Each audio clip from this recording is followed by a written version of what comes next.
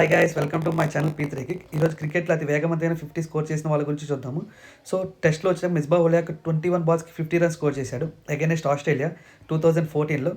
And David Warner second ప్లేస్లో 23 బాల్స్కి 50 runs score చేశాడు అగైనెస్ట్ పాకిస్తాన్ 2017లో. ఓడిఐలో చూసుకుంటే ఏబీ డెవిలియర్స్ 16 బాల్స్కి 50 రన్స్ స్కోర్ చేశాడు అగైనెస్ట్ వెస్టిండీస్ 2015లో. దాన్ని రీసెంట్గా 2025లో మాథ్యూ ఫోర్డే ఈక్వల్ చేశాడు. సో అగైనెస్ట్ ఐర్లాండ్ జరిగిన మ్యాచ్లో 16 బాల్స్కి 50 రన్స్ స్కోర్ చేశాడు. ఈ మేలో జరిగింది ఆ మ్యాచ్ రీసెంట్గా. T20లో చూసుకుంటే దీపేందర్ సింగ్ ఐరీ 9 బాల్స్కి 50 రన్స్ స్కోర్ చేశాడు అగైనెస్ట్ మంగోలియా. ఇది 2023 ఏషియా కప్లో నెలకొల్పిన రికార్డ్. అండ్ సెకండ్ పొజిషన్లో Yuvraj sing for 12 balls 50 runs.